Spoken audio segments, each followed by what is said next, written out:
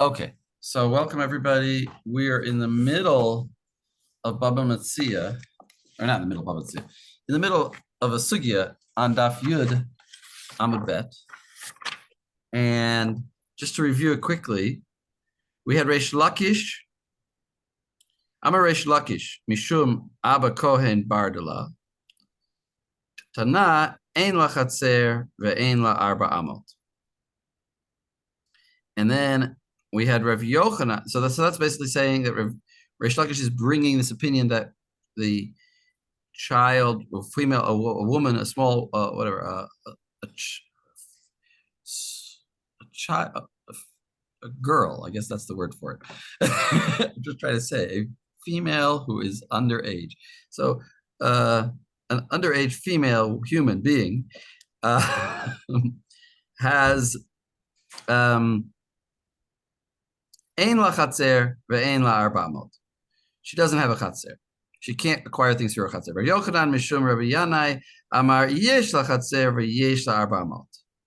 And the Gemara said that there was a machlokus about what is the basis of this machlokus, and the Gemara suggested that one learned out chatzer from shlichut, and one learned chatzer out from yada. If it's from a yad, then she should have, then just as she has a yad. Wait, let's read the Gemara just to make sure I say it right. Mar savar chatzer mishum yadai trabai ki hechi de isla yad. She has a yad. Chatzer nami isla, so she also has a chatzer. Umar savar chatzer mishum shlichut itrabai, and one thinks and that she has a chatzer because of shlichus. Ki hechi de shlichus leitla, and since, in other words, chatzer in general is learned from shlichus. The idea of acquiring through a chatzer is learned through shlichus. And since a young woman does not have shlichus, if she's under 12, chatzer nami leitla. And then we ask the question, mi ikamanda amar chatzer mishum shlichus etrabai. Could you really say that we learned it from shlichus? V'hatanya, and it's taught in the Braita. Biyado, ein li ela yado, which is referring to the ganav who has the item in his hand. Ein li ela yado, gago chatzero kafrifo minayin. Talmud lomar imatzei timatzei mikol makom. So, yeah. So what does that teach us? That teaches us that. Well, what was our question? Manda amar chatzer mishum shlichus itrabai. Is there anybody who says we learn it from shlichus? You see that we learn it from yado. And that's not exactly the question the Gemara is going to say. It's going to say it a little different. He says mikol makom ve'isal chatzer mishum shlichus. And if you're going to say that we're learning chatzer because of shlichus, that this somehow, even though it says yado here, it's a kind of shlichus, and itrabai im kain and watzinu shlichus of the baravera. But that means that it's shlichus, and we're talking about a ganav, and we're talking about a shlichus of the baravera, because these chatzer is acquiring, and that's an avera if to acquire something that's not yours. And that would be, and if that's shlichus, then that's shlichus of the baravera, and that cannot be. So we have two explanations here. Amar Ravina, hechi amrina de'ein shlichus of the baravera, hechi de shliach bar chiyuvahu. Well, these are exceptions to the rule of ein shlichus of the baravera, right?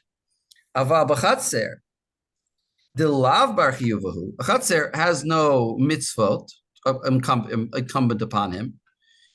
So mechayev shlicho. So therefore, we do say there is a shliach l'devar avera in a chatzer. Ela me'ata omer leisha. Ela me'ata omer leisha ve'avdot su v'ganvu li de lav b'nei chiyuva ninhu. But what about these categories of people, like a woman and a slave, who are not going to pay money if they're not b'nei chiyuva in the sense that they don't pay money, if they did a crime, if they did this, what did they do? That he says, Su ganvu, they did some stealing. So they're not going to pay double, or they're not going to pay back a fine. So then the sender should have to pay. And then we said, Amarta isha ve'eved b'nei chiyuva ninhu v'hashta miha leit lehu l'shlume v'tnan nitgarsha ha'isha v'nishtachrera eved chayavin l'shalem. No, they do have to pay. So that's not a good category. So that's Ravina. Ravina said that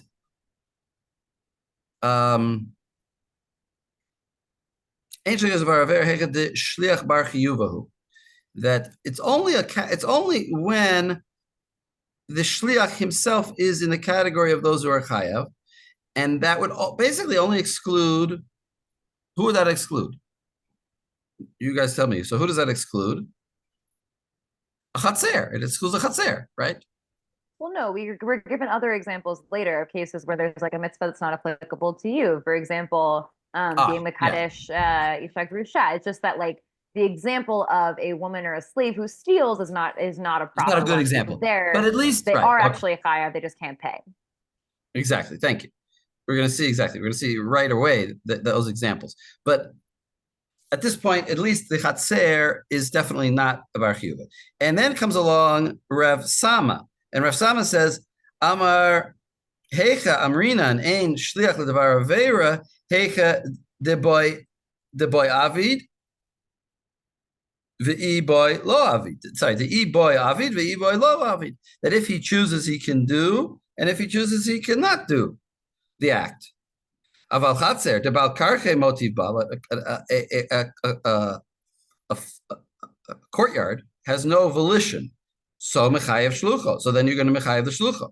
So that's why a chatzer is. So there's basically a distinction. You might say the distinction is: are you in the category of people that are of things that are chayav? It says Ravina, and if you're not, then there is shliach l'davar aveira. And it seems like Rav Sama is saying that it's just a question of volition. Do you have the ability to do it? Which we'll see Tosfot has a different understanding. My beinayu, Ika beinayu kohen da amar le Yisrael say v'kadesh li isha grusha. So what about a kohen who says, a kohen who says to a Yisraelite to go and marry for me a grusha, inami isha da amar la li. Or a man who tells a woman go and cut the payot off of a child, right? Which is forbidden for men, but not for women. So she wouldn't be in the category of such people, right? She would be in the category of people who are mitzuve. So according to Ravina, she what would we say according to Ravina? There is a shliach d'var avera, and then the man would be chayav, right? Yeah, there is a shliach d'var avera because she's not in the category of people that are commanded. Now he says like this. Lahach, what's going to explain? Lahach lishna da amar. This is Rav Sama. Lahach lishna da amar. Kol heka de boy avid, boy lo avid, lo mechayev shlucho. You're not going to make the sender chayav hachanami boy avid boy lo avid. So this woman or slave or this woman could do or not do. So boy avid boy lo avid. Mechayev sholchan. So therefore, there is shliach l'davar avera, and you're mechayev the shliach. But according to Ravina, lahach lishna da amar kol hecha de shliach lav bar chiyuva mechayev shulcho. So then, this is a woman who is, according to Ravina said, kol hecha de shliach lav bar chiyuva. As long as the person is not in a category of people who are chayav, and since this woman is certainly not. So then So then, shlucho mechayev shluch. Sorry, again. Lahak lishna da amar kol hecha de shliach lav bar chiyuva mechayev shulcho haninami kevan de lav b'nei chiyuva ninhu mechayev shulchan. There is a shliach of devar avera, says Ravina, because these people are not in the category of people who are commanded. But according to Rav Sama, who said it goes by whether they have volition or not, whether they can choose. So they're obviously capable of choosing. So therefore, there is no shliach levar avera, and they themselves are chayav. The woman would be chayav. Yeah, so far so good. And the Gemara goes on. Okay, this is a new sugya. Okay. So wait, on this, we still have some Tosfot.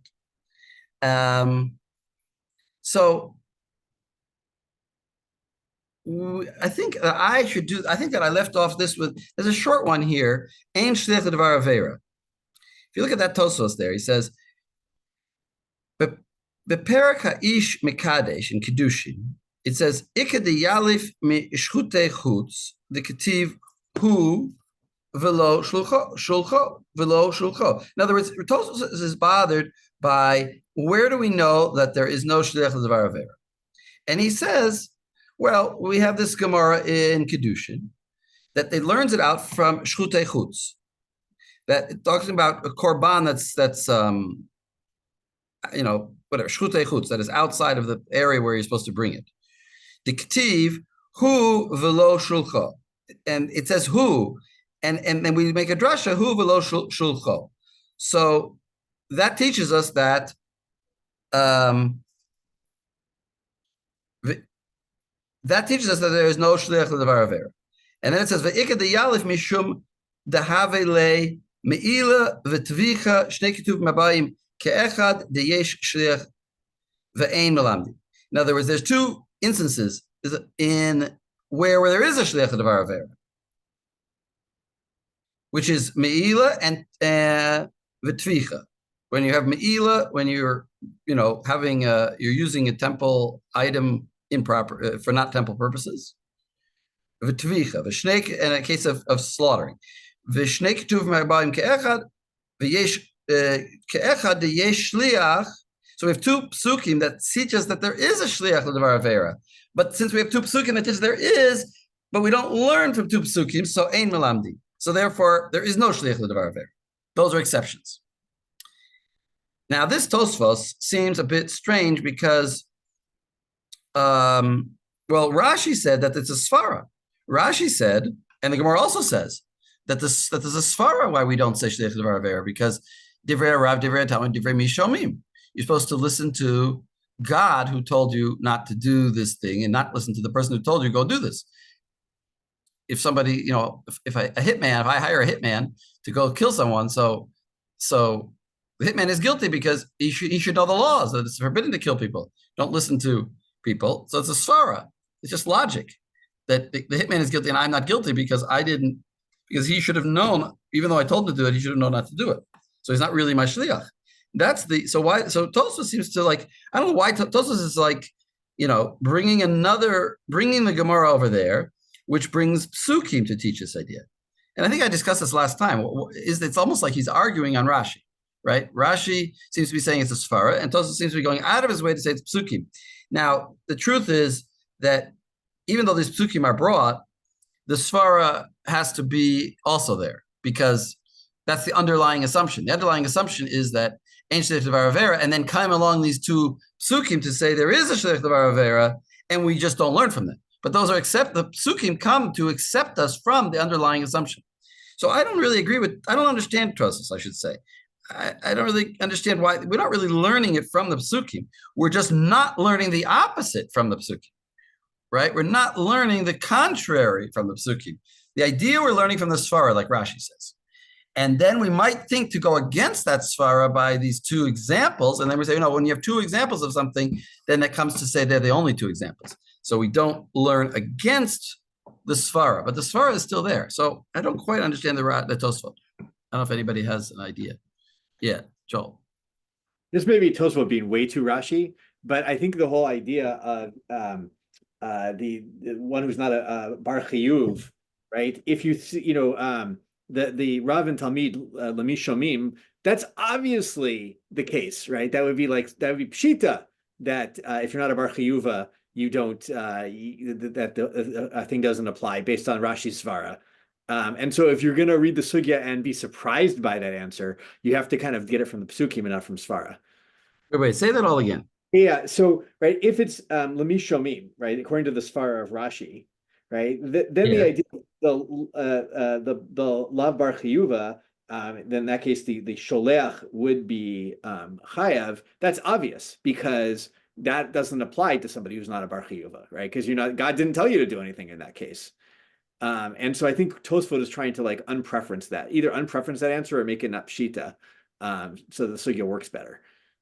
So if you don't think about the logic, but you just think about the psukim, then it wouldn't be pshita to you that someone who's not a bar chiyuva would undo that category. I understand what you're saying. You're saying otherwise the Gemara is too obvious. It's too obvious that Ravina is kind of right. Exactly. So. Ravina is kind of right because he says you're only those people who are who are mitzuvim.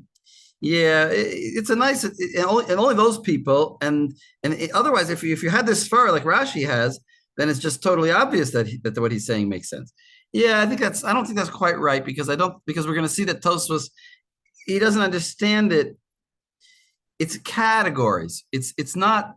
Tosfos is going to later explain, but everybody is mitzuve on lifnei iver lo titen michshol, and therefore the logic would, even if I had the logic divrei Rav, divrei Talmid, divrei Mishomim, if somebody go and tells me to go do an avera, and even if it's not an avera for me to marry a grusha, let's say, but it's lifnei iver, so I should still not do it.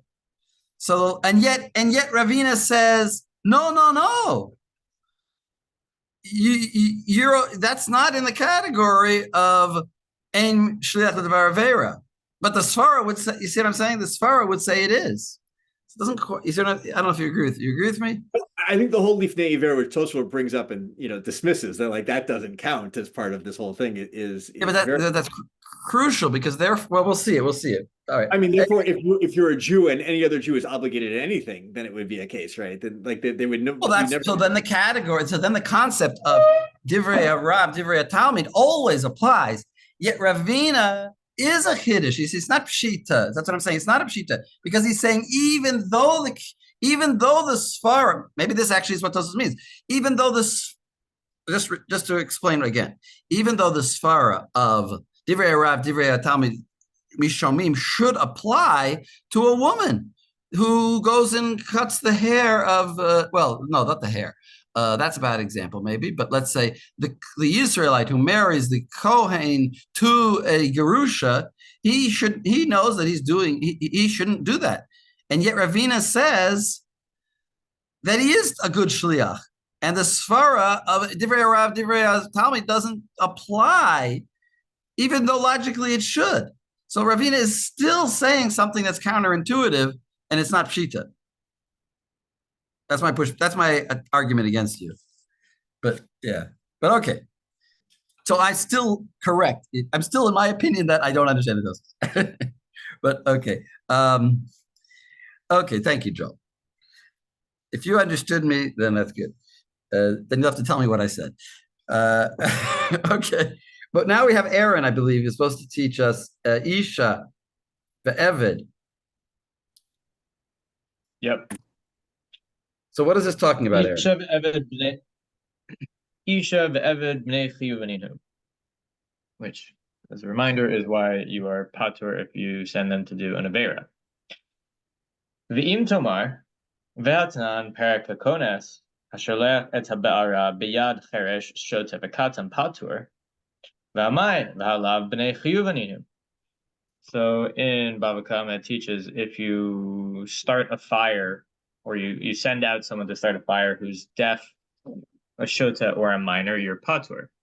But we learned from this Gemara that you should only be patur if they're bnei chiyuva, and these are not bnei chiyuva.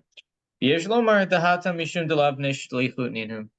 So now we know that there's actually a second condition.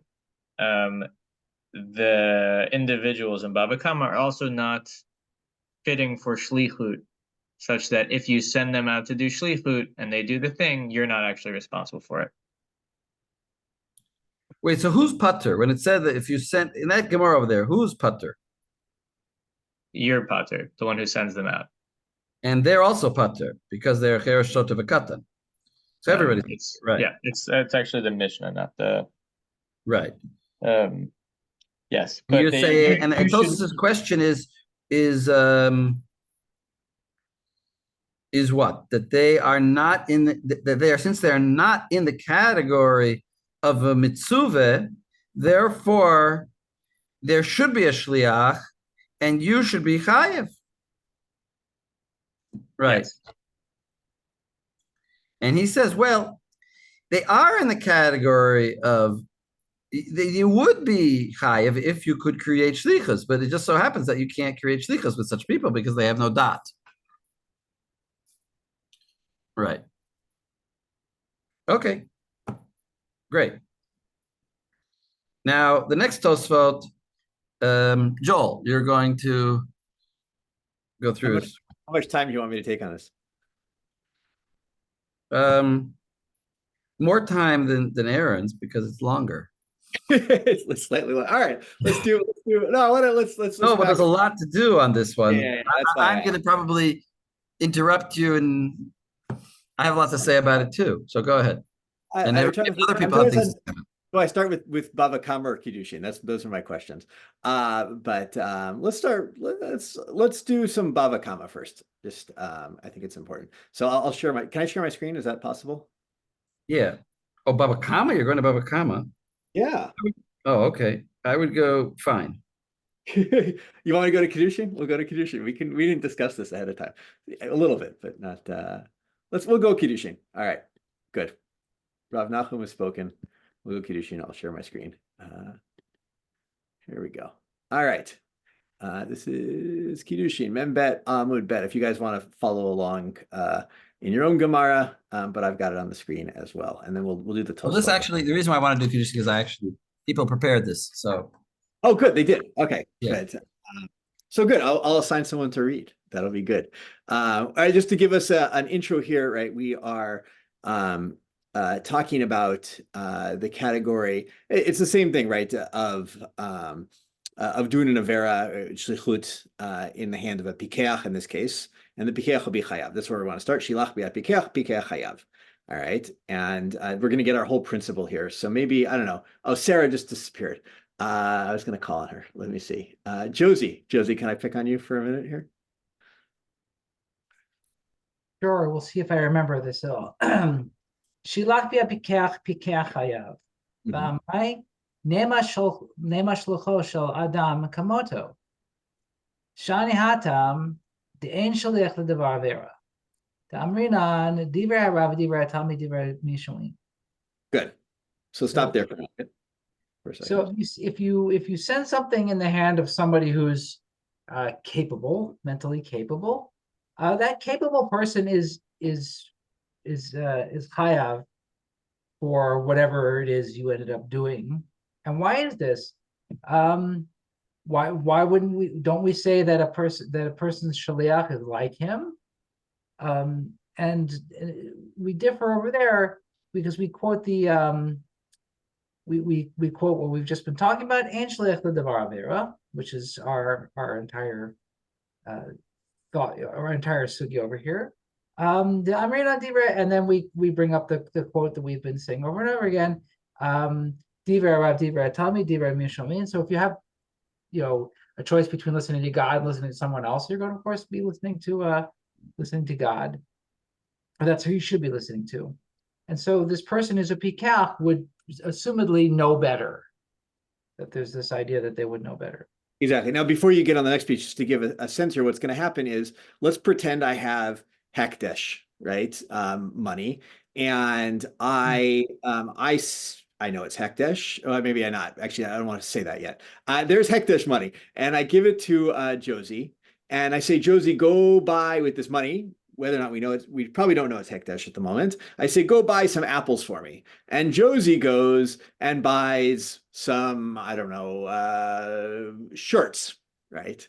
That's the case we're going to get here. So the question is, who commits me'ila, right, with this? Do I commit me'ila? Does Josie commit me'ila? Does the chenvani commit me'ila? That's the question. This is I think it's the 5th parak, if I'm not mistaken, of Mishnah Me'ila that this comes from. So, okay, so go ahead and keep reading. So now we're going to dig into this as we mentioned. Shiliach ma'al. Asa shlichoto bal habayit ma'al. So just repeating what we just said, we have a braita that says that a shliach that doesn't do the job for which he was sent commits me'ila. But if they do perform it as instructed, then the person who sent them commits me'ila. Ki asa shlichoto de bal habayit. Yeah, you're good. You're kiasa shlichoto shel bal habayit miha mal. Right. We're pointing out what the problem in the braita is compared to what we just claimed. Right.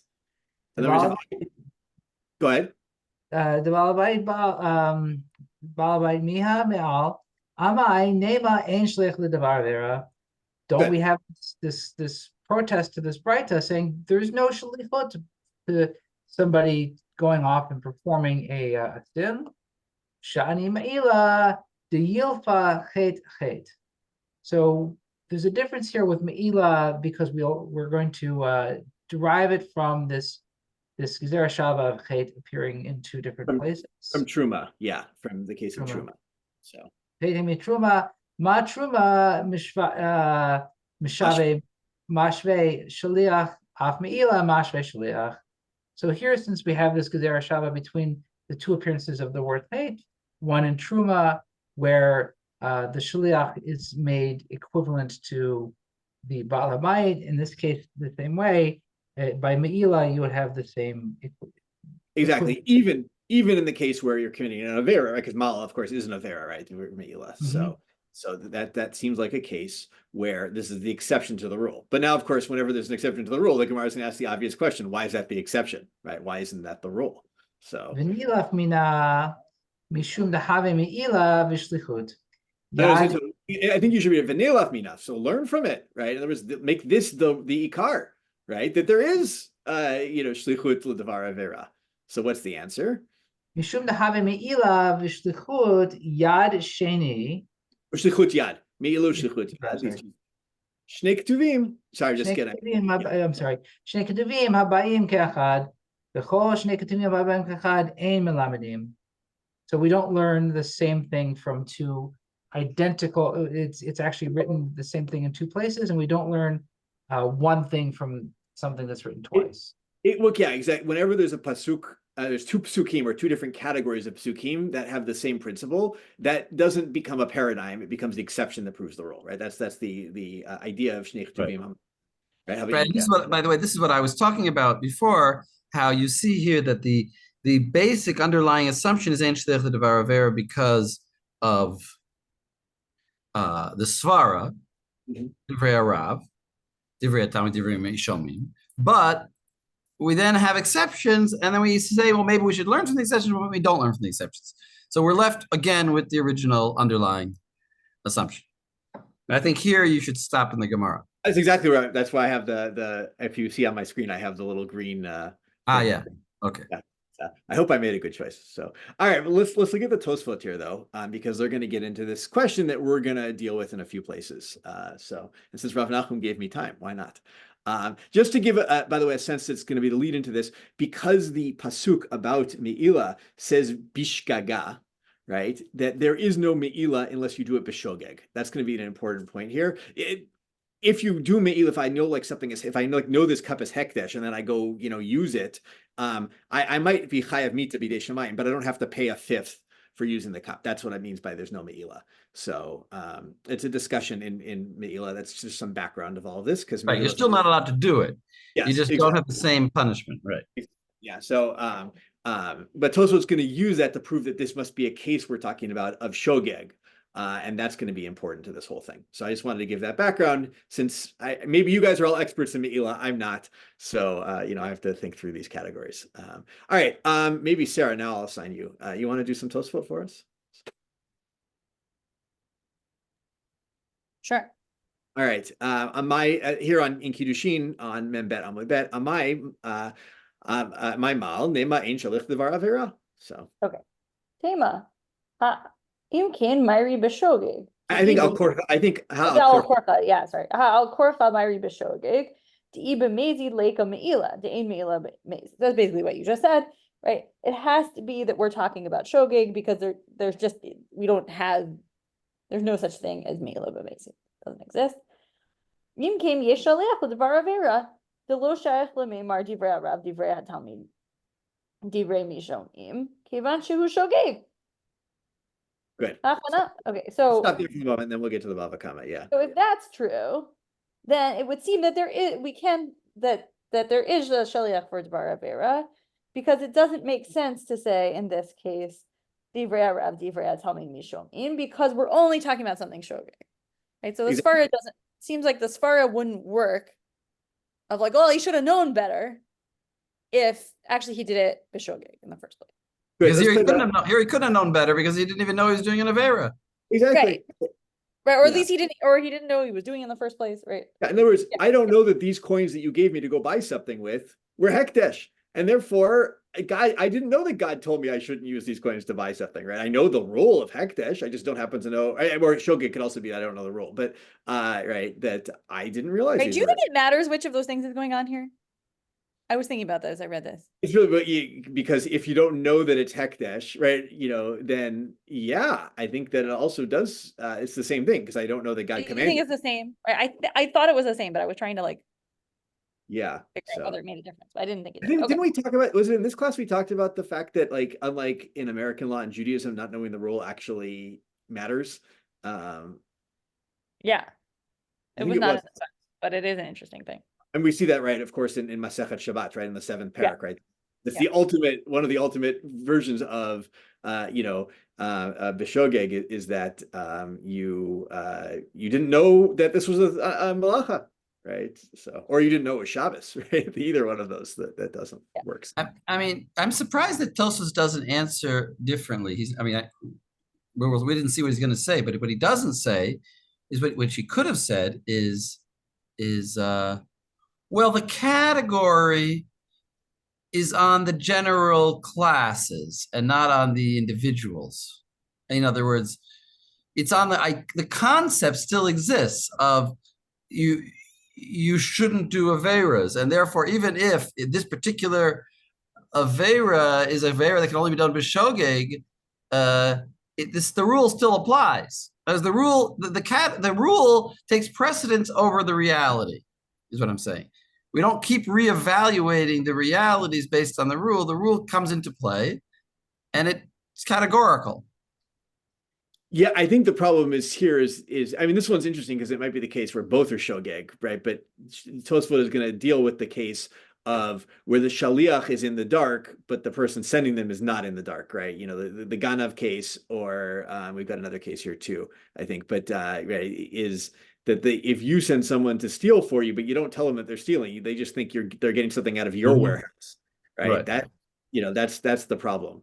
So, and we don't want to. I think Tosfos we don't want to obligate the shaliach if the shaliach is unaware and the person who is sending them is aware. That's the issue. So, but let's see how it plays out. So keep going, Sarah. Okay, the hachinami mashma parak merubeh. Amar Hari Sheganav Tale Min Hayeder Amar Lekohin Tol Tale Zeh Shehu Shali O not Nula Kohin Lebecharot Bano Lebecharot Bano Haralo Batale Shel Chavero.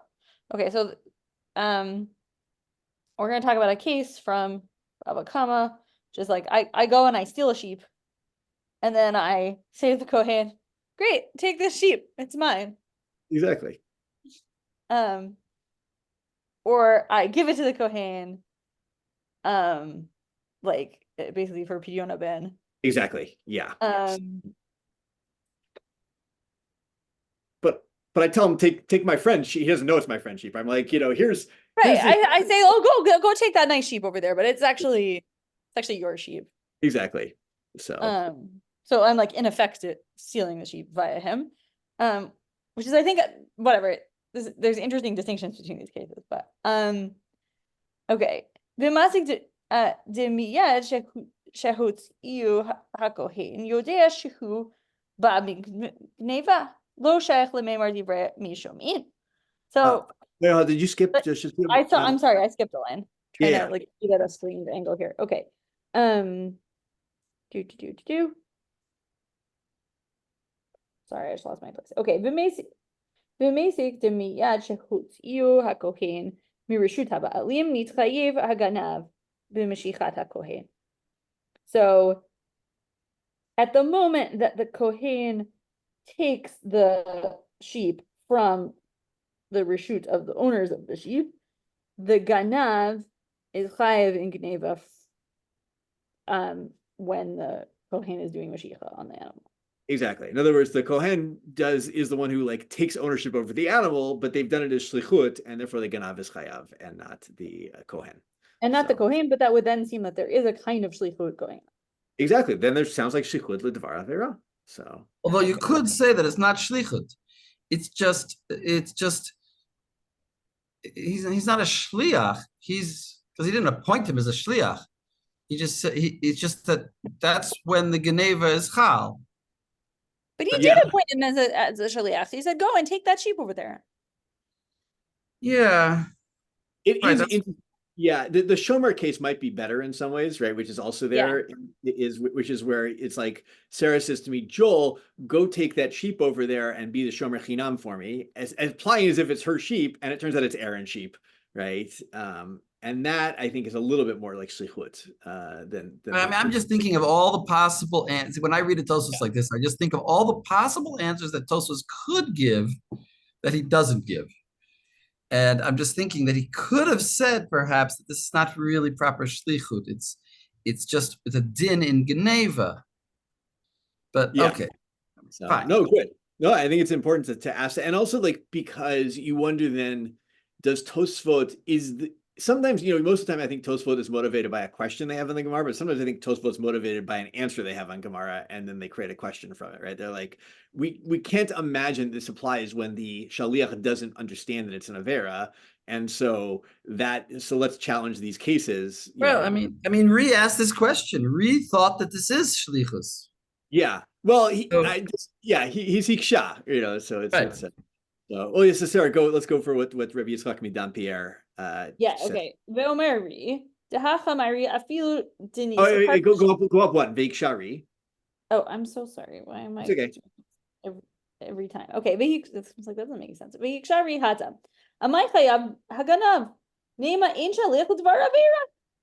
So he says no. The ganav shouldn't be chayav because we have a general principle that says that that's not how it works. Mm-hmm. Okay, v'tirei kivan she'ein hakohen yodea shehu ba mikneva lo shayach lemeimar divrei mishum. It's like no, because the kohen doesn't know that this animal is stolen. The principle that underlies the idea of ein shaliach l'dvar avera doesn't apply here, and so therefore, yesh shaliach l'dvar avera. Yeah.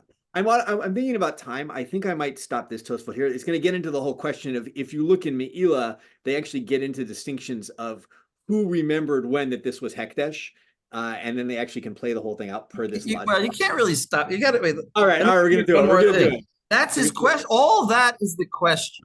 Yeah. All that is the question. And his answer is for Omeri. What's the question? Well, I think he gave his answer to some extent, right? Kivan she'ein hakohen yodea shu ba migneva lo shayach lemeimar divrei mishamim, right? And now he's going to prove it. No. That's his principle. That's all the question.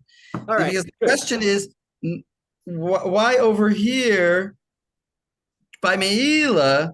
Right. We have not answered. Don't we say the same thing? We should have said by Me'ila that he also doesn't know. And therefore, it's not shliach d'var avera. And why are we saying there is shliach d'var avera? So, yeah. I will know, but that's the thing though, is in Me'ila it would work, right? Because if I send Josie to go buy apples with this money that I give Josie, and it's hekdesh money, and Josie does buy apples, right? Yeah. Then I'm Ma'al, not Josie. Here's what I wrote in my Gemara. Listen. Yeah. I said, how can the Gemara say this is an exception to the rule? The general rule is when the shliach is unaware of sins, he can be called a shliach. So therefore, this is not an exception. That's Tosfos' question. In other words, this Gemara is presenting it as an exception, as Me'ila is an exception to the rule. And Tosfos is saying, no, it's an example of the rule. Because whenever you don't know, like in Me'ila, you are a shliach. So it's not an exception to the rule. So his answer is, it is an exception to the rule because back up, Rav Nachum. We're gonna get there. Let's do it then. All right. Oh, you want to see it in the other Tosfot? What is that? You want to see it in the other Tosfot? I wanted to see it, but let's do it here. We'll do it here since we're here. So, all right, Sarah, keep going. Vilmeri. Okay, but I'm just pointing out.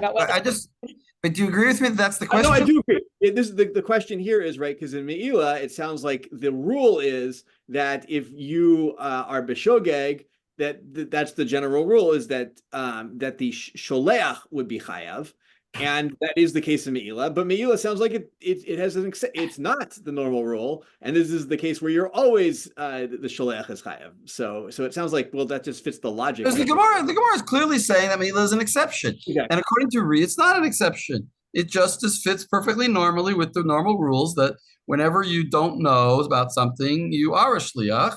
And therefore, he didn't know because it's Me'ila and it's something you don't know, and therefore he is a shliach. So why are you telling me it's Shnei Ketuv Me'apayim Ke'echad Ein Lamdim? It's really just one pasuk because Me'ila is not an exception. Exactly. So we're going to see now. He's going to construct the case here. So Ve'omeri. Ve'omeri Tahachamari Afilu Denizkar Hashaliach Ka'amar de Ma'al Bal Habayit Ve'hashta Parich Amay Ma'al. Nema ein shalich l'dvar avera de divrei arav b'divrei talmid divrei mishomin. Good. Okay, so keep going. Do a little bit more. Keep going. Yeah. Okay. V'aval gav the nizkar hashaliach mal bal habayit kidimochach b'meila.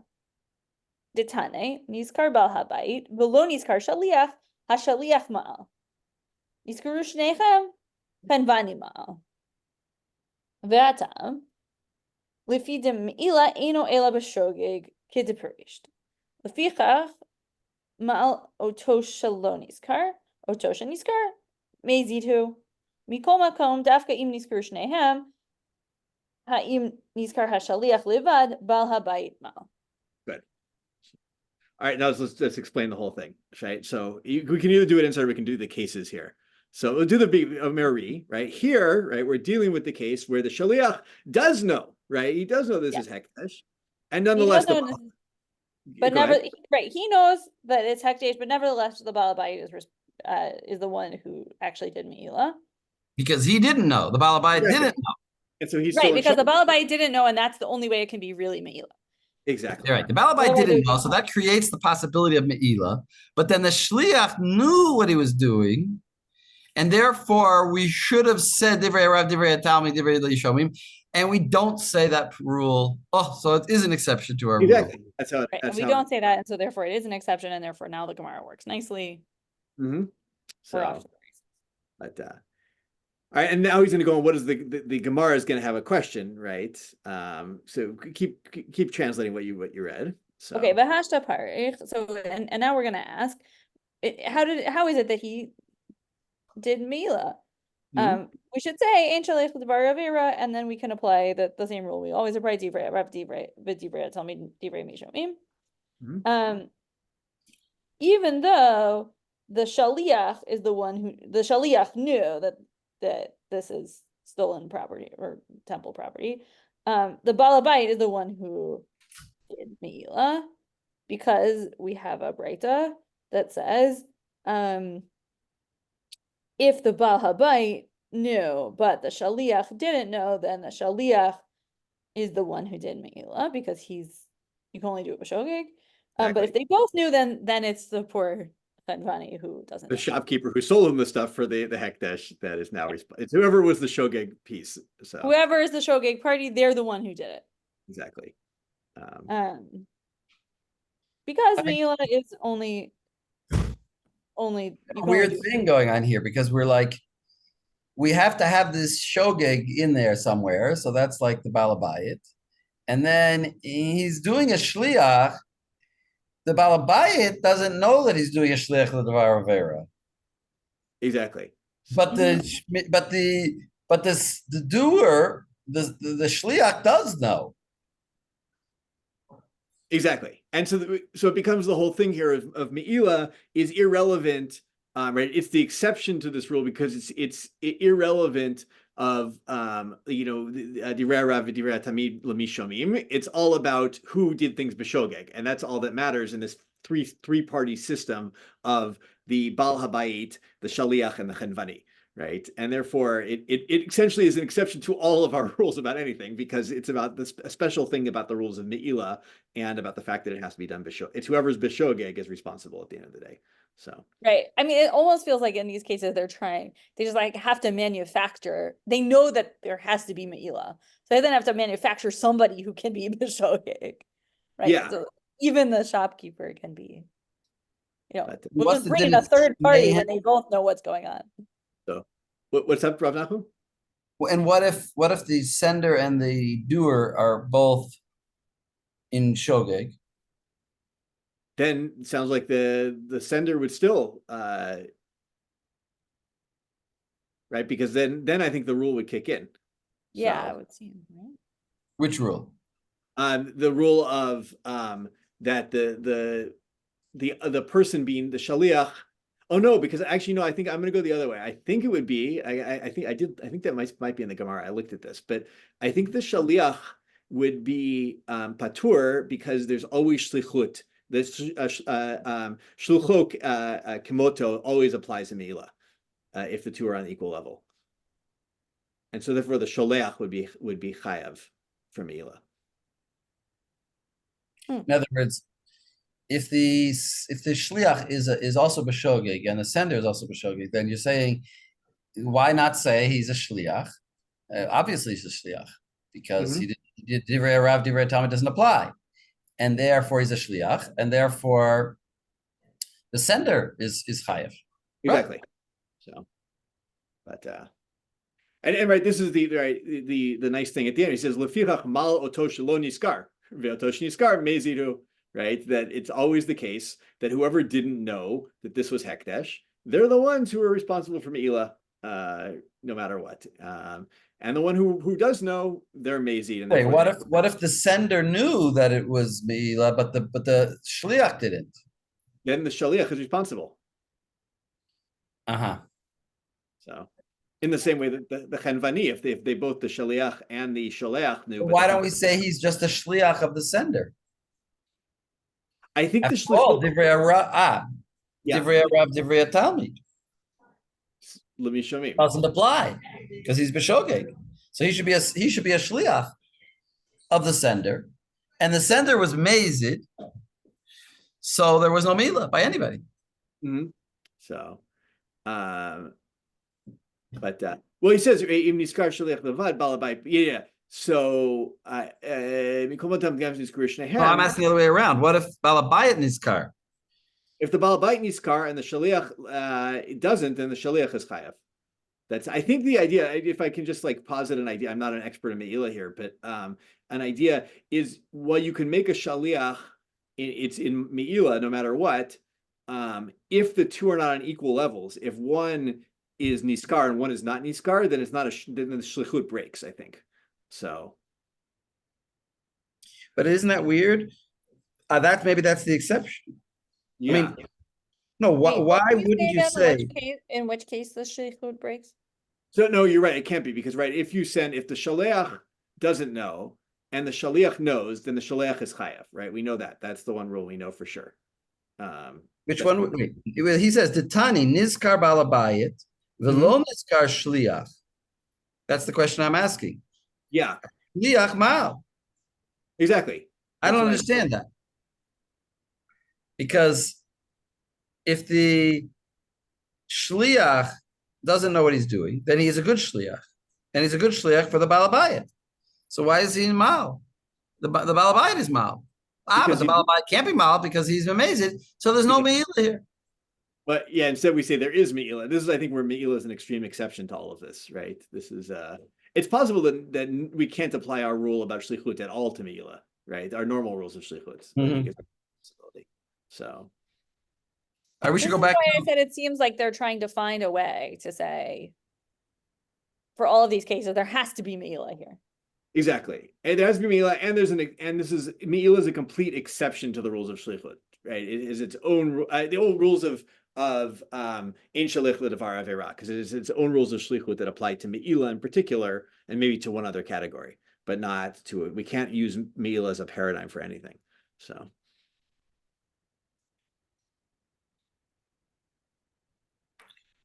Do we feel confident with this? I don't feel fully confident with the meila, but it's I mean, the basic point we understand. The basic point is that Tosfos is saying that it's b'shogeg, and therefore it shouldn't be. It should be the normal rules of ein shlichut devar avera not applying because he doesn't know what he's doing. He doesn't know it's an avera, and he says no, but it should apply because really, the shliach figured out that he's doing an avera, and therefore we should apply the rule of and he shouldn't be a shliach, but we do say he's a shliach. Exactly. So, okay, well, with that, let's take a look, and I'm going to stop my share for a second. Here, let's go back to our sugya on Yud Amud Bet in Bava Metzia. And let's look at the Tosfot, how it plays out here, which is a little bit, it's similar to the one in Bava Kama, or at least the middle of the one in Bava Kama. Max, you want to read for us? I could try, sure. You're going to do great. So this is the question, right, of Rav Sama said that it's Ibai Avid, Ibai Lo Avid, right? If the person who is the Shaliach has free will, right, then there's no shaliach l'davar avera, right? That was the if people are okay with my translating ibai avid, ibai la avid as free will in this matter, but if you're not, I'm happy to take contention with that. So, but with that, Max, go for it. Read the Tosfot. Ibai lo avid. Ibai lo avid v'im tomar v'hadetnan haya moshcho v'yotzeh met b'reshut balim patur. Hagbihu ohosiu mirshut balim umet chayav. Perush Rashi b'lashon achad she'amar ganav l'shomer shor achad yeshlu b'bayit ploni. Kachnu v'tehei alav shomer chinam.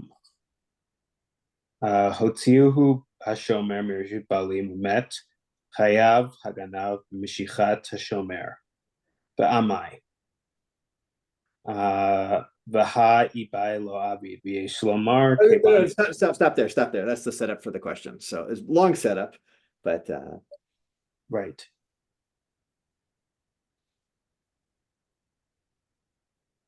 I'm not sure I really understand what's going on here. I'll help you out here, right? So we have a case in Bava Kama. It's in the Mishnah, I believe, where if you drag the animal, let's say, and you take it out of the Reshut of the Baalim, but before it's that, and it dies in the Reshut of Baalim, you're patur. But if you lift it, so you've acquired the animal, in other words, before you get out of the Reshut of Baalim, and then it's met, or if you take it out and then it dies by dragging it, then you're chayav, right?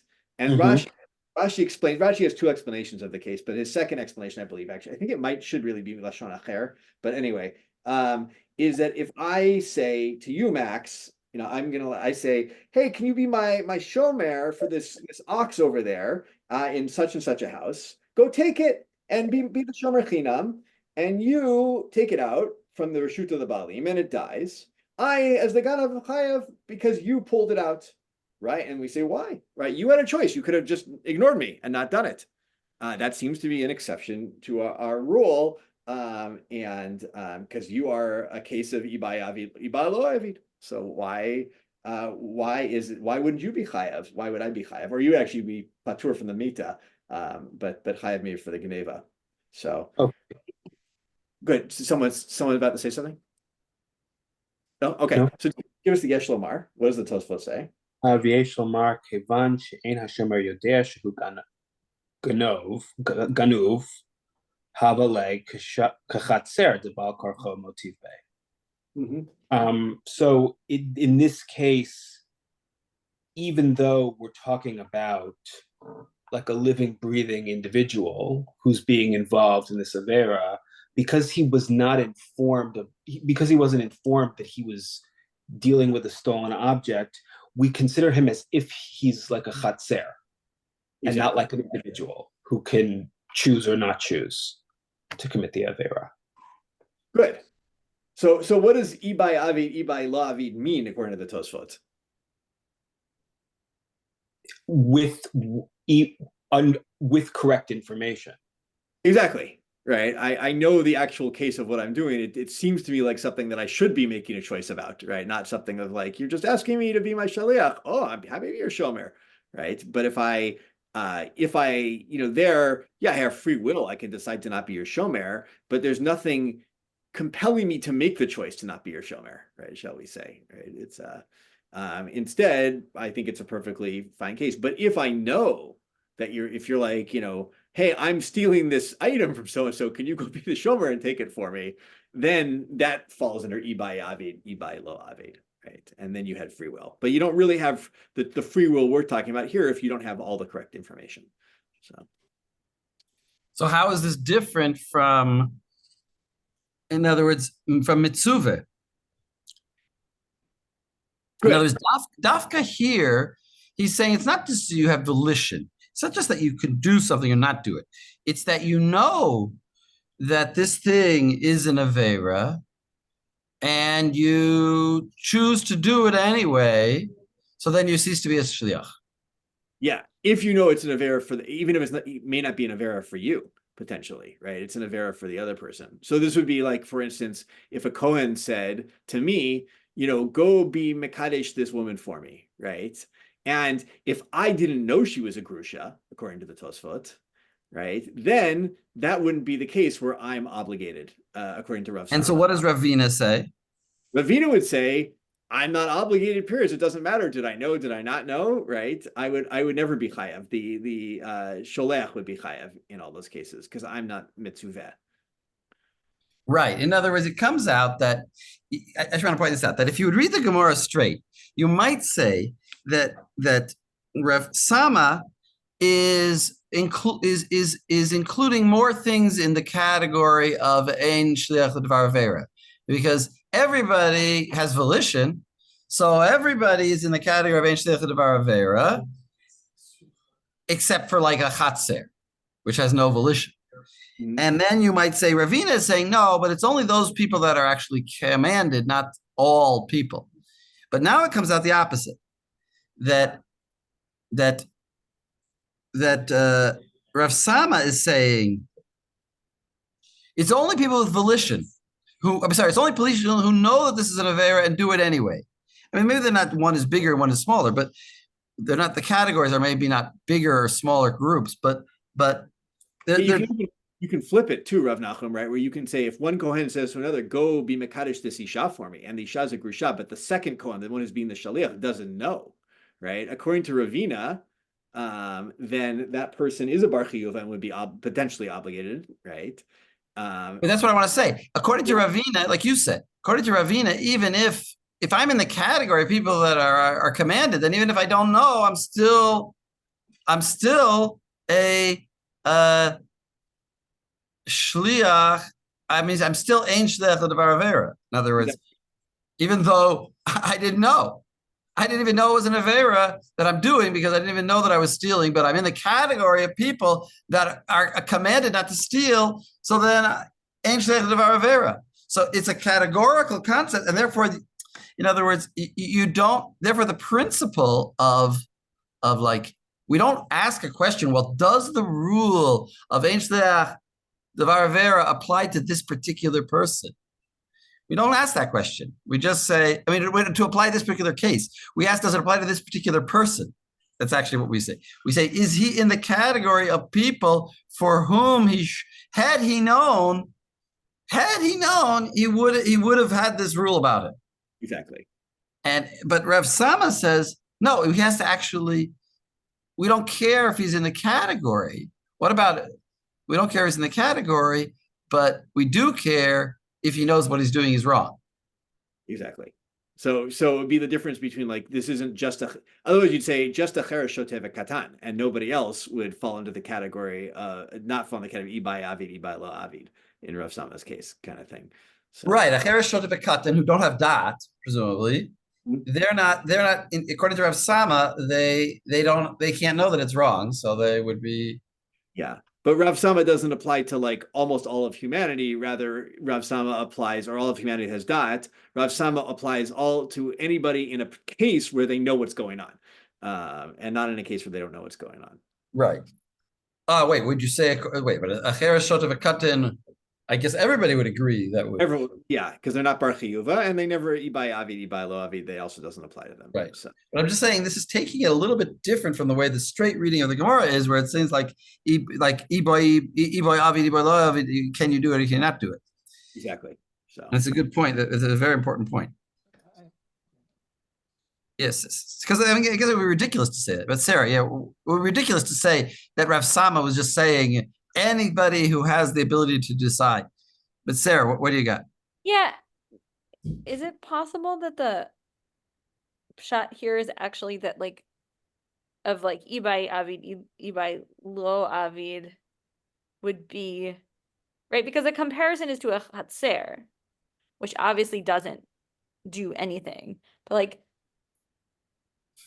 at least a katan and probably cheresh and shoteh also make like they do stuff. They don't have the same kind of dat, but they can actually do things. If they want to do things, they can do them. And if they don't want to things, they don't do them. And the chatzer does nothing. Right. So like, is it possible that the shot here is actually just like between humans and non-humans? And actually, it never had anything to do with dat at all. Well, that's what I'm saying is the straight reading of the Gemara. And I'm saying Tosfos is uncomfortable with that. What I'm saying is that Tosfos doesn't like to say that Rav Sama really meant, everything that's not a chatzer, it applies to, but a chatzer, because it can't have the volition, so it doesn't apply to that. Or maybe also, he has to say no. Rav Sama is also talking about, more complicated cases. I don't know how to say it better. There's a better way to say it, about moral questions. Now, Rav Sama is talking about a moral question. Do I know what I'm doing is wrong? So if I know what I'm doing is wrong, then ain't shleich devar avera. Or is it just right? I mean, I think another way to talk about it would be like, it's the something like the description of the action. Like you have to have a full description of the action available to you to be able to say, well, I could have done it, or I could have not done it. And Ravina is saying it's just a categorical question. Are you in the category? Yeah, Joel, go. I have to drop off. I have to go pick up my daughter from camp, so this is good timing. But so I'll let you guys figure out anything I missed. All right, we'll take a break here anyway. Let's take a break for like 4 minutes, and we'll come back. Okay. The truth is, this next Tosfos, the person who was going to read it is not here, so I will give it a go. The next Tosfos is the Amar the Yisrael Kadesh the Isha Grusha. So this is talking about, we're trying to find the nafkamina between Rav Sama and Ravina. And we say, well, if you say to an Israelite, Kadesh the Isha Grusha, for a Kohen says to an Israelite, go and marry me this Grusha. So presumably the Israelite knows what he's doing. So according to Rav Sama, he would be Ein Shleich Devar Avera, and he would be guilty. But a court, right? He would be guilty because he did this thing, right? Even though he is not in the category, I'm just pointing this out. He is not in the category. I'm just taking the previous Tosfos. He is not in the category of people that are prohibited to marry Grushot, but he knows what he's doing. He knows that he's doing something wrong because he's doing something. This Kohen shouldn't be marrying this Grusha, and he's doing it anyway. So we apply to him the rule, he would be guilty of the crime. He should have known better. But according to Ravina, he's not in the category of people who are commanded. So therefore, he would be exempt. So he would be a shliach d'var avera. In other words, only those people that are in the category, right? Only those people that are in the category, about them do we say ein shliach d'var avera. But here, he is a shliach, says Ravina, because he's not in the category. It's kind of weird. I think it's kind of weird. So he goes on. V'im tomar afilu amar lekohen nami. So what's his question? Anybody? What do you think he means? V'im tomar afilu amar lekohen. And if you say, well, also if he says to a kohen, should be the same din. What's his question? Why restrict it to Israel? If we're just going to pass it through, why not? It could be anybody, right? If you're just going to say it's a pass-through operation. Why? What do you mean pass through? What do you mean by pass through? In other words, the chiyuv would fall back to the. If you turn to in Ravina's case, the person the Israel is just a shaliach, and the obligation or the liability would pass through the Israel back through to the Kohen because the Israel is not a bar chiyuva. Right, that's what you just said, right? Right, that the Israel. Sorry, the Israel is not what the Israelite is not in the category, but the Kohen is. So Tosfos' question makes no sense. I mean, the question makes no sense. What was his question? What is his question? The question makes no sense because I already explained it away. But that's the problem because of this category idea. But what's Tosfos' question before the category idea? In other words, he's saying a Kohen. It looks like Kohen Mekadesh le'atzmo, no? Like that. Well, that's his answer. Right, but that's his assumption, like that he would be bar chayuva if he was like Mekadesh le'atzmo. That's. No, but he wants to say, Tosfos wants to say, I will have a reason to believe that according to Ravina, even a Kohen would be exempt.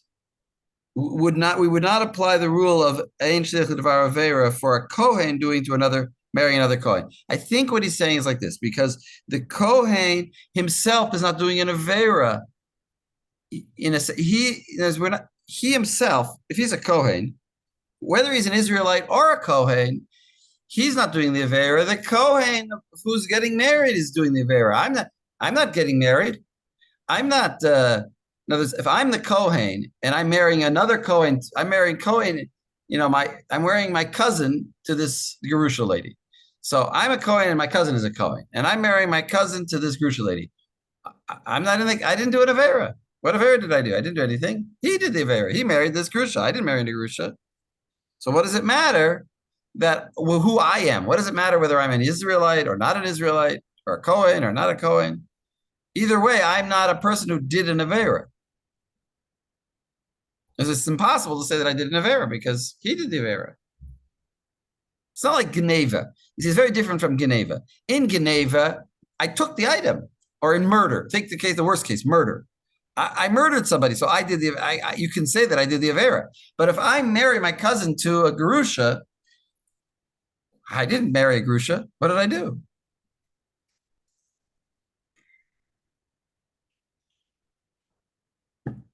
You see what I'm saying? It's like kind of different from murder. Murder, I did murder somebody, and that was forbidden. In other words, if I wouldn't have been commanded, if there wouldn't have been a Mishaleach, and I went and murdered somebody, then for sure I'm guilty. What if there wouldn't have been, my cousin hadn't told me to go marry this lady? So I go up to this lady and I say, "You're married to my cousin." So it doesn't work. And I go up to this lady and I didn't do anything. If I wasn't sent. In other words, the act itself is only forbidden. Isn't forbidden for me. It's for the other guy who's doing the other guy. The application of the act applies to him, not to me. No matter what you say. That's his question. No, maybe I don't know. Maybe that's what you guys were saying. It's just very different from murder. That's the point. That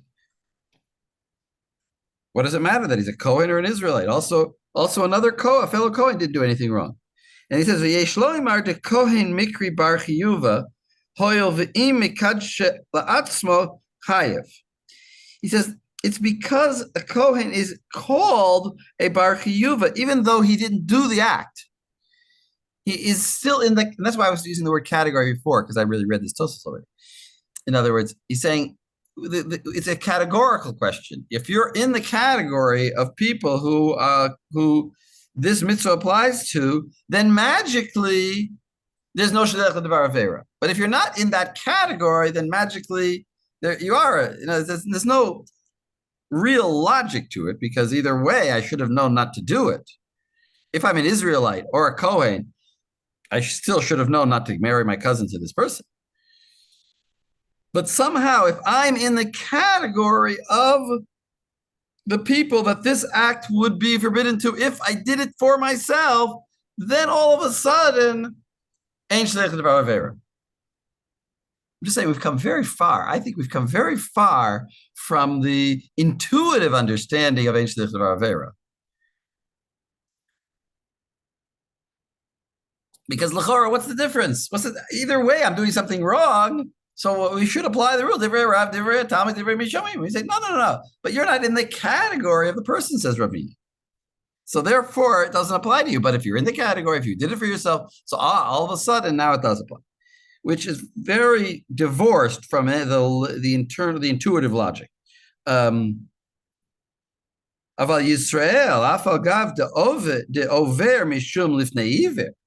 But a Yisraelite, even though he, of course, is doing another avera, which is lifnei iver, lo tasim michshol, lo titen michshol. Don't put in front of him a stumbling block, and you are, because you're causing damage to this Kohen by marrying him to this Grusha. You're causing his soul to be damaged because he did an avera. Kisha mikadsha lekohen, when he does this act. Kevan dei mikadsha la'atzmo loy mechayev. But since he's an Israelite, and if he would have married him to himself, loy mechayev, he wouldn't have had anything wrong done, wouldn't have been doing anything wrong. Lo mikre bar chiyuva. He's not called a bar chiyuva, because had he done it for himself, it wouldn't have worked. It's very much a category thing. Which, if I'm in the category of those people, then that this thing applies to, then ein shleich l'davar avera. But a Israelite is not in that category. This is the opinion of Ravina. V'im toimar mai nafkamina bein lamanda amar I boy avi bein lamanda amar shliach bar chiyuva lo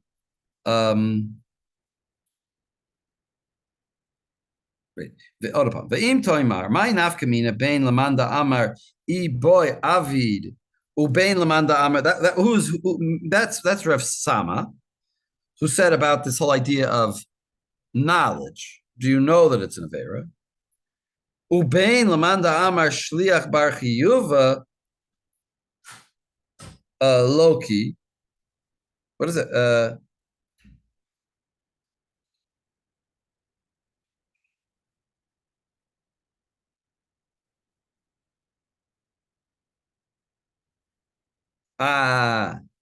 Sorry. So he says, but it wouldn't be a nafkamina, because lamanda amar shliach bar chiyuva.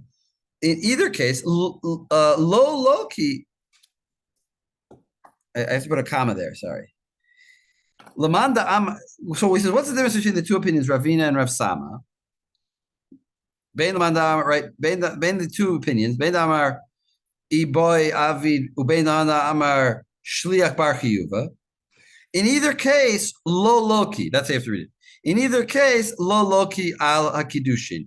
You would never get punished for the whipping, l'Rava, according to Rava. Why? Because Rava said, "Ba'asara yuchsin" in Kiddushin. He says, "Kidesh eno loke, baal loke." If you marry the woman, if a kohen marries a grusha, he is not whipped. When is he whipped? Only when he consummates the marriage. So either way, the Kohen will have to get involved himself. So when we're talking about, what's his question? His question is there's no nafkamina here because he's only going to get whipped when he actually consummates the marriage. Well, that's not with a shliach. He's doing that himself. He can't consummate with a shliach. He's doing it himself. So then he'll get whipped, and then it doesn't matter whether there's no shliach involved. So it's no nafkamina. Either way, you're going to get whipped according to both opinions. And you're not going to get whipped if a shliach did it for you, whether he did it or he didn't do it. Whether the shliach was guilty or you're guilty, nobody's going to get whipped. There's going to be no punishments. And remember, we said it's bal chiyuva. The Gemara always was saying it's about whether you get a chiyuv. So that's the question. So there's no difference. There's no nafkamina. The whipping will only happen later. So he says like this: V'yesh loimar ki bal achar kach loke af ala kiddushin kidemuchak b'reish tmura. He says actually the halacha would be that when he did consummate the marriage, he'll get whipped twice. He'll get whipped for the consummating, and he'll get whipped for the marriage, but only if it was a Yisraelite that married him, in which case there is a shliach l'davar avera and he's guilty, according to Ravina, and according to Rav Sama. Well, it just matters whether the Kohen knew or not. I mean, according to Rav Sama, as long as if the Israelite knew what he was doing, he knew that it was a gerusha, then he wouldn't get whipped. But if he didn't know, then he would get whipped. Anyway, the point is, his answer is that there would be an nafkamina because even though we say that the whipping doesn't happen until you actually consummate, you get double whipping if you did it. Which means that if there was a shliach, which means that he didn't know what he was doing. He didn't know that this woman was a grusha. He was married. He was marrying you to a grusha. He didn't know it. So now he is a shliach of devar avera, and you would get whipped. The sender would get whipped twice when he finally consummated the marriage. But he would never. But according to Ravina, he would never get whipped because he's an Israelite and he's not in the category. And now he gives another explanation, which I think is brilliant. Which is, why do I think it's brilliant? Because, Inami, he says, another possible answer is, Yesh loimar, da'af l'rava nafkamina, de'i shlichus,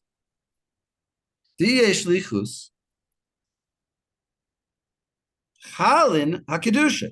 Because if there will be shlichut, if the shlichus works, and we don't say ein shlichus levar avera, which is according to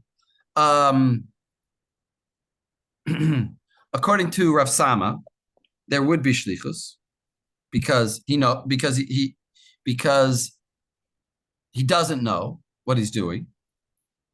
Even right, he doesn't know what he's doing. According to Ravina, he also say it like this. According to Ravina, he there would also be shlichus because he knows what he's doing, but he's not in the category. He's a Yisraelite. So therefore there is shlichus. So according to Ravina, there would be chalut of the kiddushin. But if he wouldn't be a shliach because ain't shliach devar avera, then the kiddushin didn't work. V'yein shlichus ein chalin kiddushin. Notice once we say ain't shliach devar avera, it means the action doesn't even take place. You understand what I mean? That it's not just do we attribute the action when we say Ein Shliach Devar Avera? So we say, if I send off a hitman to kill somebody, it's not called shlichus because he should have known not to kill that person. So therefore he's guilty and it's not attributed to me. But in a marriage, it's a little bit different because once we say we don't attribute it to me, then the shliach, what he did was a non-action because he was trying to marry as a shliach me to this grusha. But he's not a shliach, and shliach of avera, so I'm not married to this woman. So no avera ever took place. No avera took place. I just think that's an interesting question. What do we mean when we say ein shliach l'dvar avera? Do we mean to say that the action happened? It's just that who do we attribute punishment to? The doer or the sender? Or do we say, no, ein shliach l'dvar avera, the action didn't happen because if it was an action that required shlichut, then it didn't happen because there was no shlichus. Sarah. I'm trying to think of another case where we would say the action like wasn't chal at all or didn't happen. Because it seems like all the other cases are cases where like, well, yeah, like the theft happened or the murder happened. It's just a question of who did it. But I can see where you're saying the kiddushin doesn't go through. So it's as if nothing occurred. But like, I'm just trying to think of another example where that would. Well, what about purchasing things? I mean, for any other, marriage, right? What about purchasing? If I send somebody to, like, how's it in Avera? If I send someone to go buy a. Right, it wouldn't be. So it wouldn't be unless it's like somehow turns it into me'ila somehow. Right, which I guess creates all kinds of other problems as we just. If I send somebody to go buy something that's hektish, something like that, maybe. Or maybe even if I know that, Ruvain only sells stolen cars, and I say go and buy a car for me from Ruvain. Like, is that a problem? Yeah. Oh, exactly. Maybe that's a better example. I don't know. I was just trying to think of like, is kiddushin special because it's kind of technical in a different sort of way, or sales are different? I don't know. Well, right. I think kiddush. I gave an example of sales, so that's similar to kiddushin because we learned kiddushin from a sale of land. From a sale, but I was just trying to think of like, is that unique or not? Maybe, yeah, it's a good question. You'd have to really rack your brain to think about all the things that there are out there. But I want to say that it is because what about this? There aren't so many actions that could be forbidden that are not actions, that are just like words. You know what I mean? Yeah. In other words, we send a shliach to do marriage is really just words. There's no real you give her a star that says Harayat Mikudesha, you hand it or something, but you didn't do much of an action. Yeah, it's a good question. I think that's his point, though, that where we're talking dafka about kadesh li, isha grusha, and he's saying this is a special case. He's not talking about the other case that was given to cut the hair of. Well, see, that's an interesting case because what about cutting the hair of the child? We didn't talk about that. The child is not obligated, and the woman is not obligated. So I go and tell the woman to go cut the hair.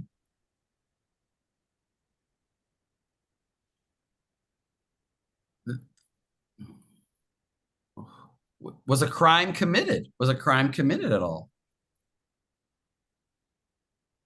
That's sort of the inverse of the Israel being the shaliach for the Kohen.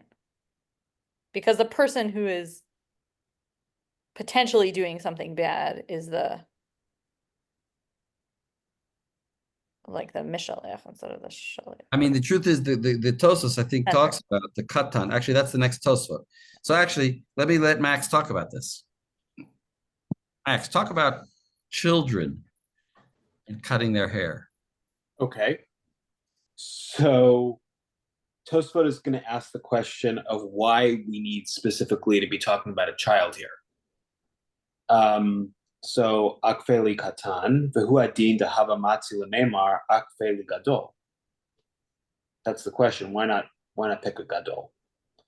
Ela shehagadol lo yaniach atzmo lahakif. Wait. Who adin? Wait. Let me Meaning be it's picky about that. Meaning it's the same halacha, whether it's Exactly. a katan or gadol. No, there's really no difference if a woman would cut an adult man. Okay. All right.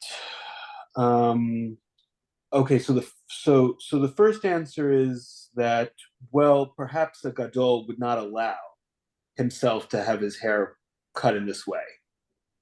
Kedamar parak elu halokin de'echad hanikaf ve'echad hamakif chayav. Because we've learned that both the cutter and the cut are liable. Because what? He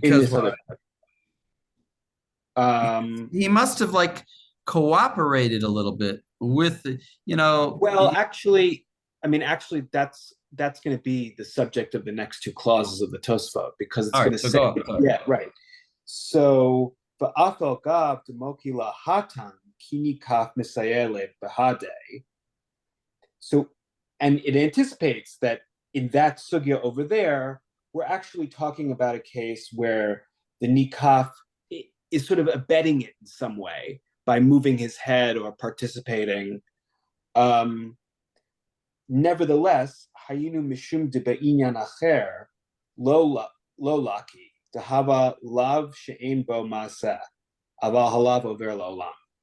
Nevertheless, in any case, the nikaf is going to be liable.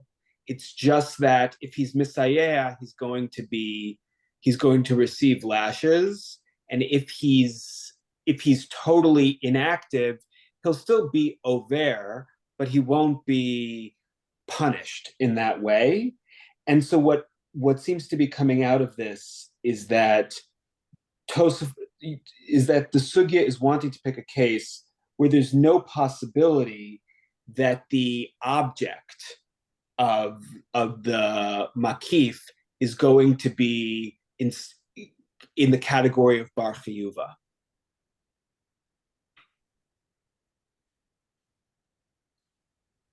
In other words, you said, well, could it have been an adult? What do you mean? I mean, how does it end up according to Tosfot? Why did the Gemara choose a child? Because if it didn't choose a child, then an adult, whether he's participating or not, is going to be over below taseh, whether he's punished or not. Mm-hmm. And what about Tosfot's first answer? What about what he said in the beginning? That a person, that a gadol wouldn't let somebody go and cut them if he didn't want it to happen. Well, there are two. For me, there are two ways to read that either that's a preliminary answer, or that's the answer as explained by the following two clauses. And why wouldn't a gadol permit? Because even whether it's totally passive or slightly active, he's still going to be chayav. Oh, I see what you're saying. In other words, he won't permit it because he knows that he'll be chayav even if he doesn't get whipped. Right. And therefore the fact that we took a child was just because we wouldn't be, there's no practical way it would anyway. It's not because we needed to use that case. It's because there would never have been an adult that would let us. It's just not a practical scenario. Yes, but I think to read between the lines a little bit, because of everything we've been sort of filling out about the, Ibai Avid, Ilobai Avid, and also the other category, Ein Shalech L'Davar Avera, with all that we've specified so far and all these other Tosfots, if you have an adult in the mix who is chayav in some way, it's going to further complicate the exegesis here in a way that's really complicated. Because then you have right. I mean, we got three parties. In the case of cutting the hair, we have three parties. We have this, the Mishaleach is the man, the Shliach is the woman, and then this party who you're saying to like keep our scientific experiment isolated. We're going to choose a person who can't ever be chayav. So it's a child. Because if that person is chayav, does it then affect the chain of responsibility in some way? I think it would open that question. Right. It would make it more complicated, although I'm not sure it would really change the outcome so much. Because the really question is on the woman. Is the man who sent the woman chayav or not? And according to Ravina, she's not in the category, and therefore the man would be chayav. Because Ein Shlech Devar doesn't apply to her because she's not in the category. But according to Rav Sama, she knows that she's doing something wrong. But if it's a child, it's not anything wrong. It's actually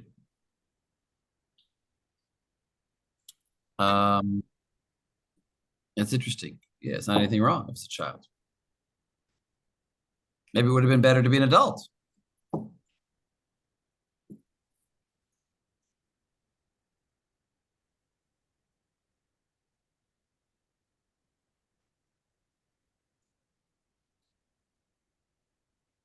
I don't know. Okay, you hear my question? Yes, I mean there is a much longer Tosfot that I didn't prepare that's being alluded to at the end. In Shavuot. So maybe more of the answer is there. Okay. So, all right, let's go on. We gotta finish the end of this Gemara here because now it gets to another topic.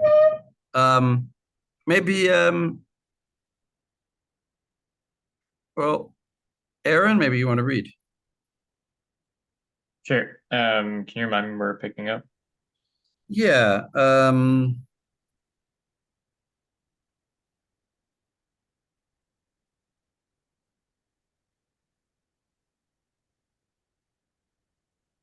think it's the third line from the end. Umi Ika.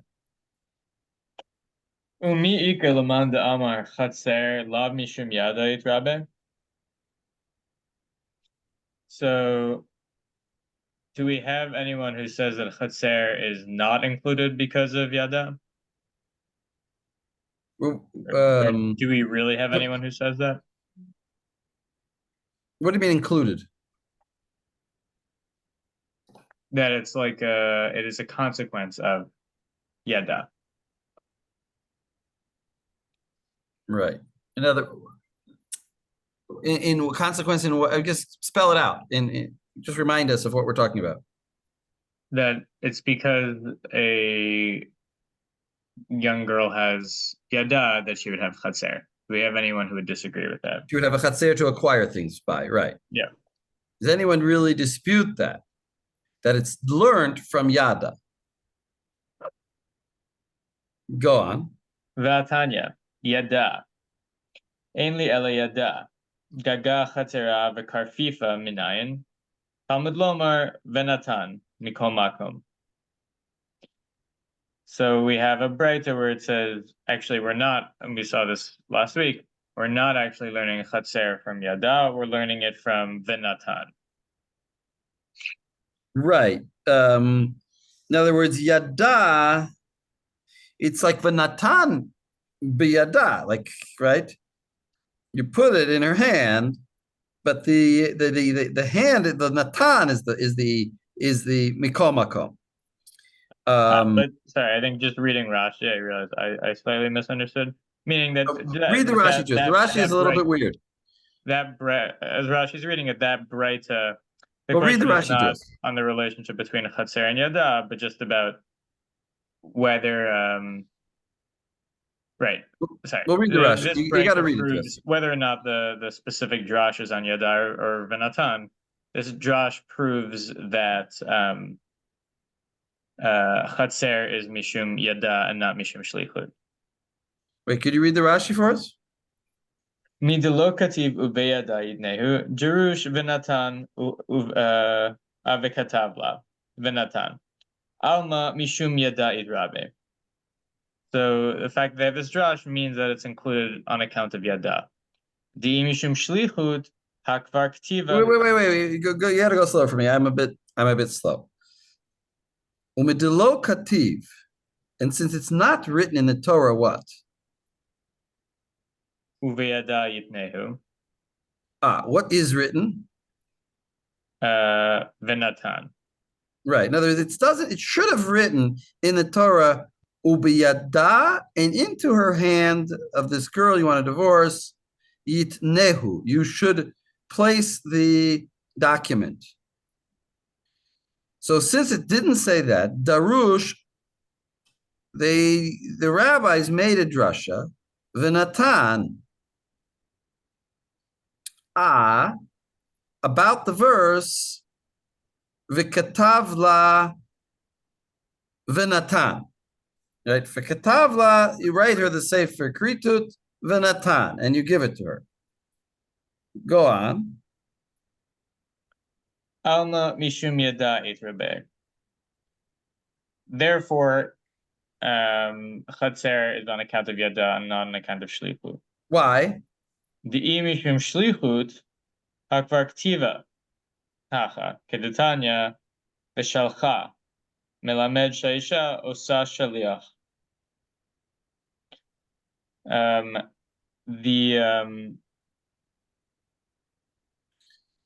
There's already a drash on Vishalcha in this pasuk, so it can't be.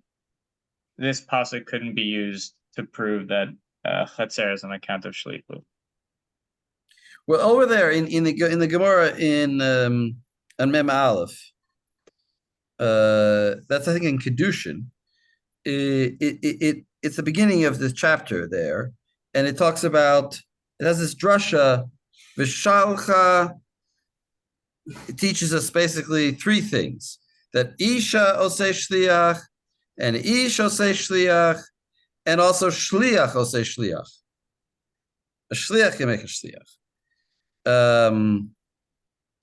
And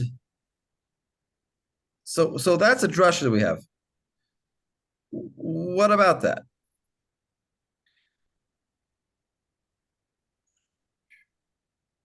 The mishum shlichos hakvar ketiva hacha kedikatanya.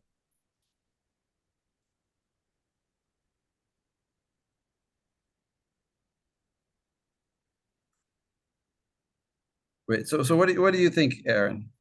What's the connection between that drasha? Why does Rashi bring this drasha that it's already written over there? Milamed she'isha osei shlichut. We have this drasha. Fine, a woman can make a shliach. What does that have to do with anything? I guess maybe it's pointing out the fact that in the Breita that we have the same. It's the same drash that gives us yada that also gives us chatzer, and in that place where we have a drash related to shlichut, there's nothing about chatzer. Okay, all right. But Rashi's I wasn't clear. Yes, it's not so easy, this Rashi. It's not so clear what he's trying to say. But this, I think it's not so clear. Mishum, but the point is he's grappling with this idea that maybe it really does come from the word yada and not from the word natan. Alma mishum yada itrabai. He's trying to show that really it is connected to this word yad. Okay. In any case, he's trying to explain this Breita. The Breita is what? Vatanya yada ein liyela yada gaga v'chatzera v'karfifa minayin tamad lomar v'natan mikol makom. So what does this mean, v'natan mikol makom? That the natan is, like the pasuk is not written, ubiyada yitnena, it says v'natan biyada. And that tells me that anything that you do, any giving that you do is good. And that yada doesn't mean her literal hand, it means anything that you could put something into, which would be a chatzer. Okay, go on. Linyan get. Kule alma lap de chatzer mishum yada itabai. So regarding a get, nobody disagrees that the reason a katana can receive a get through her chatzer is because of yada. Kiplige liyan metzia. What they disagreed about was the relationship between yada and chatzer for a metzia, or not necessarily yada and chatzer. They disagreed about the method of acquisition for metzia for a katana. Mar savar yalfinan metzia meget. Mar savar lo yalfinan metzia meget. One side says regarding a katana, a metzia is like a get insofar as yada means also by her chatzer, such that she could acquire a metzia by chatzer. And one says we don't derive metzia from get, meaning that in a metzia, she maybe would not be able to acquire. Even though she can get a get, she can't get a metzia. Look at Rashi. Yalfina metzia meget. Yeah. Kihechi de gabe get itla chatzer lektana gabe metzia nami itla. So as Right. we said, But he doesn't say so much. Just like as, by right. Just as regarding a get, she has a chatzer, so too for metzia. Mar savar lo yalfinan. Mimamona miisura. No, I think mamona meisura. Mamona miisura. Right. We don't derive a metzia, which is the case of mamona, from get, which is the case of isura. Figabe mamona. Figabe mamona chatzer meim himatzeh it rabbi. And so the fact that she has a chatzer for metzia is derived from the drash on himatzeh himatzeh. V'ikalameimar the shlichudu. And you might say that even though in a case of get, chatzer is derived from yada, from metzia it's derived from shlichut, potentially. And that's the reason, and it's because there's no shaliach ledvar avera that this drash had to be written. Right. So explain that Rashi again in your own words. But I gotta get a battery. I gotta get a my battery's down. I gotta get a cord. Just a second.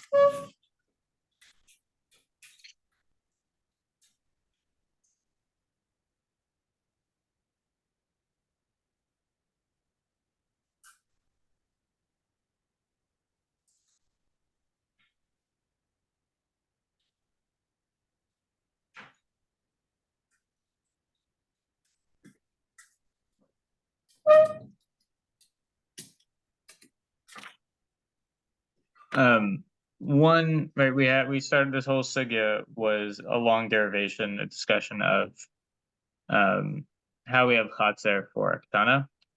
So one mar in this case says actually we didn't need any of that. You can just derive from get. And just who are the two mars? Who are the two mars? Good. They're Reish Lakish basically, and Rav Yochanan. Right. In the names of other people. So Mar Savar. So what does it mean Mar Savar Lo Yalfina? And Mar Savar. So in other words, which one is which? First of all, in the first.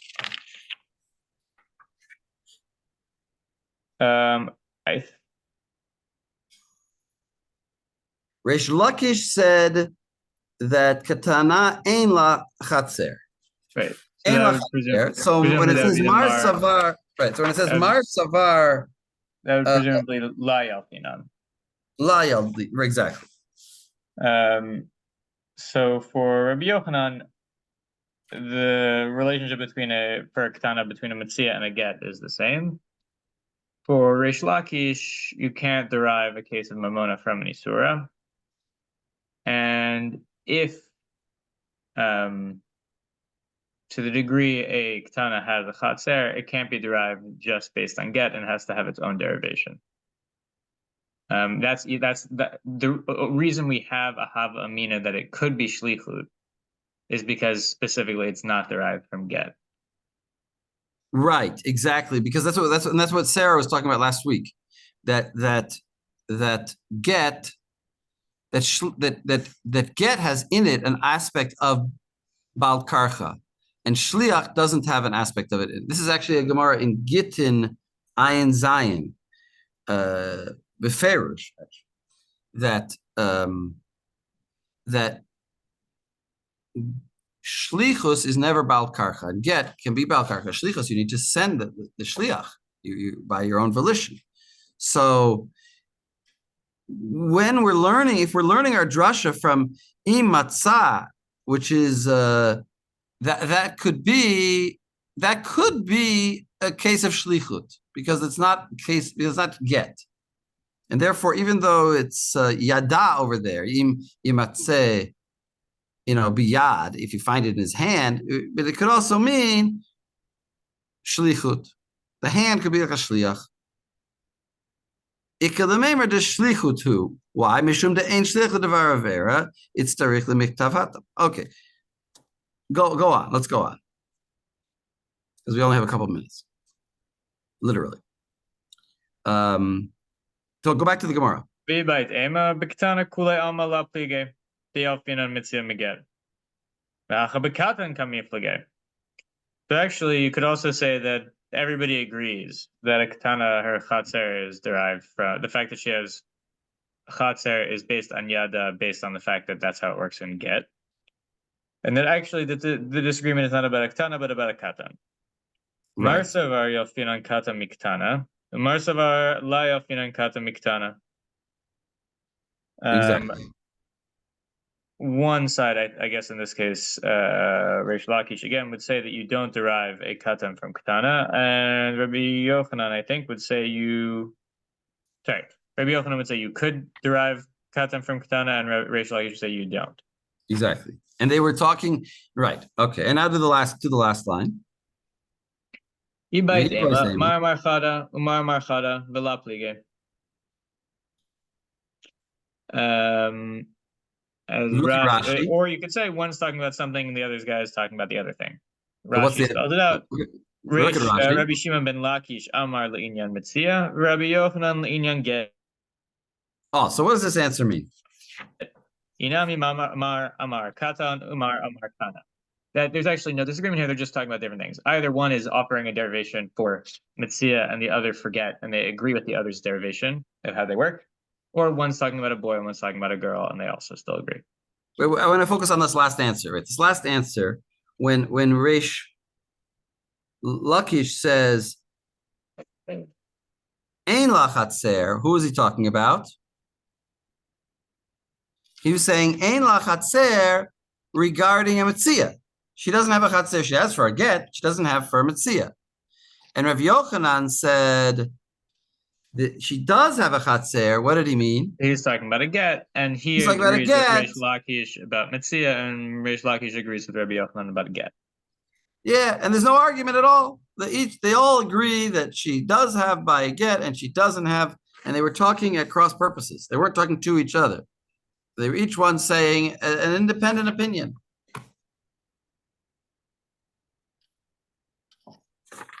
And that's the last line. Which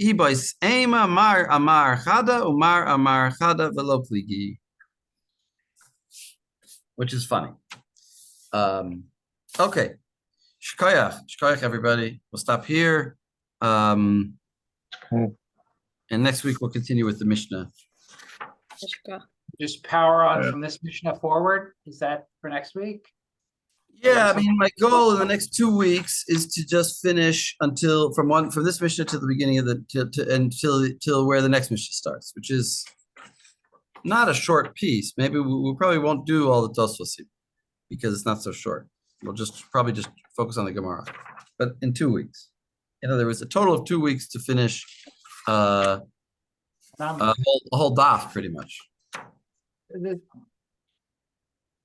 An Amud, because the next mission is on Yud Bet Amud Bet, right? Sorry, I have to Yud hop Yud off. Amud Aleph, Good night, and we're everyone. now on Yud Aleph Okay. Amud. Aleph. Sorry. I So it's a turned it- daf. It's like a whole daf. So we'll do a half a daf each week. Okay. Okay. Thank you, everybody.